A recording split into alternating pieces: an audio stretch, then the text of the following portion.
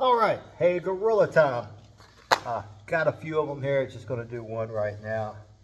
So the one that I'm going to do is from Dereck. So, hey, gorilla.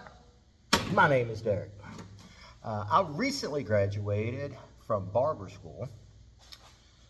One day, I want to own a shop of my own. I have a shop that I'm starting to work for in a few months. I've spoken with the owner and told him that one day I hope to have a shop of my own. Very good thing to do. To speak to the owner and let him know up front. The owner is nice. He is a man in his 50s or 60s.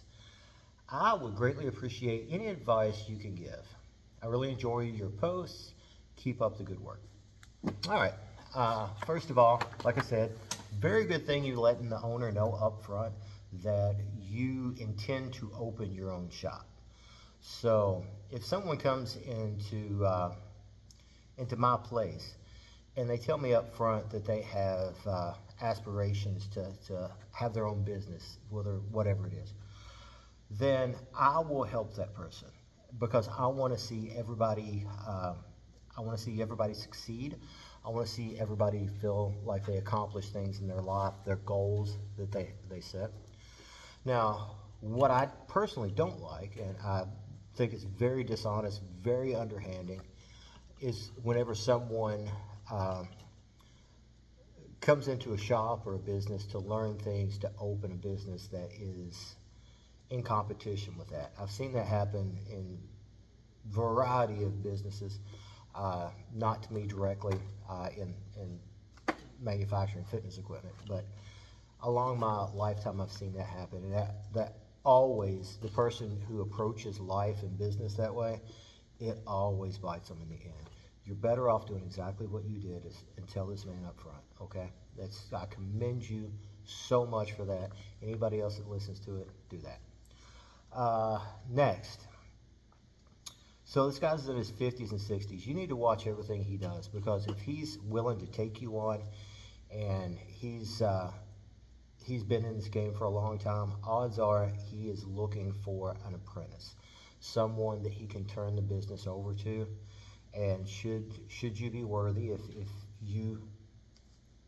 if he believes in you, then he'll give you the keys to the empire.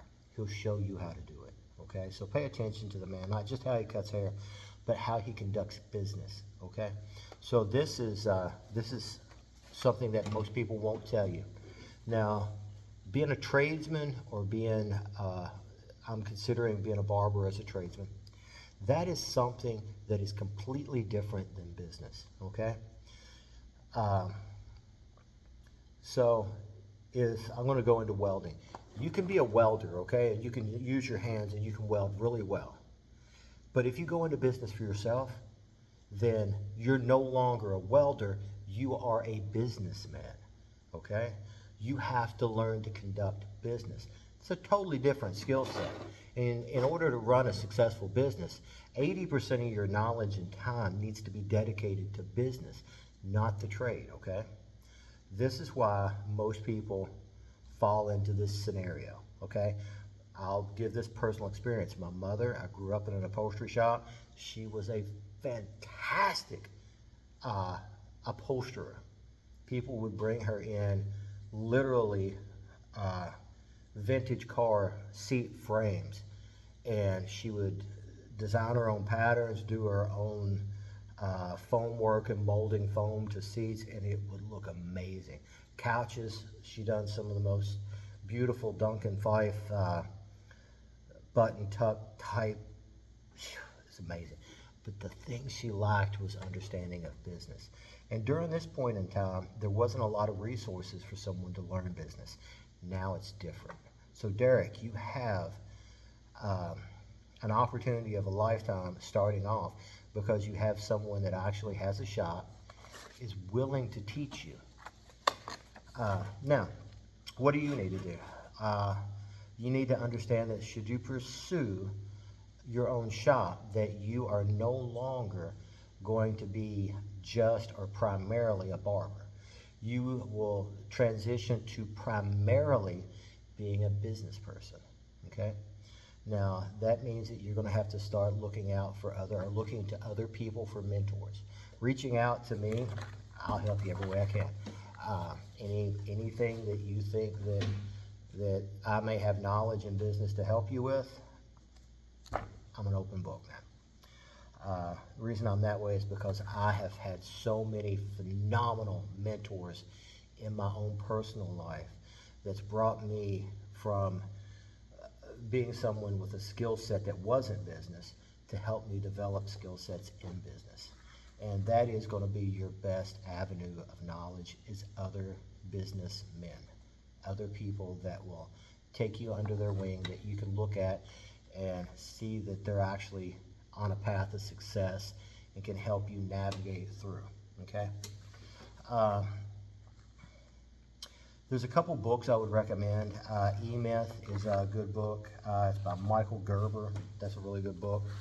Let's see, yeah. Simon Sinek, he's a really good guy, he's kind of a combination of a marketer, motivational speaker. He's a really good guy. Start with why. It's basically why are you doing what you're doing? What motivates you? Because once you find your fundamental why you want it, that should be the driving force that helps you get up every morning and work towards your goal. And if you don't have a strong why you're doing this, then it makes life so much harder. For me, my why is my family, my son, my daughter, and my wife. So I enjoy building fitness equipment, but that isn't what gets me up every day every morning. It's my why is so that they can have a better life and we can work together as a family, and I don't have to watch my family go out and leave for 8 to 12 to 14 hours a day. I want my cake and I want to eat it too. That goes into the other thing I want to tell you, my friend. So one of my mentors asked me one time, why are you going into business for yourself? And I didn't have a good answer for him. And he said, well, the reason you go into business for yourself is because you want more out of life than anyone else is willing to give you. So if you're going to open your shop, open it with the idea that you want more of everything that someone else is willing to give you. And the idea is if somebody is willing to give it to you and pay, why not go work for them? Because that's going to be way easier, okay? But if you want more than anybody else is going to give you, more money, more time, more of everything, that's why you go into business. You go into business because you want more, not because you're going to settle for less. And that was one of the mistakes that a lot of people make, is they try to work to make the same amount of money that they were making in their 9-to-5 job, but they want to make it working for themselves. The problem is they end up working twice as many hours, making about the same amount of money, and they have no retirement or no exit plan, okay? Dereck, don't let that be you, bro. There's tons and tons of, I've got like a whole list of books here. I'll put an article up on the website to list the books. A lot of them, I've started to break them down into foundational books, and then like Robert Kiyosaki, Rich Dad, Poor Dad, that's a kind of a foundational book. And then more philosophy and methodology of thinking. Lots of books you'll want to look into that way.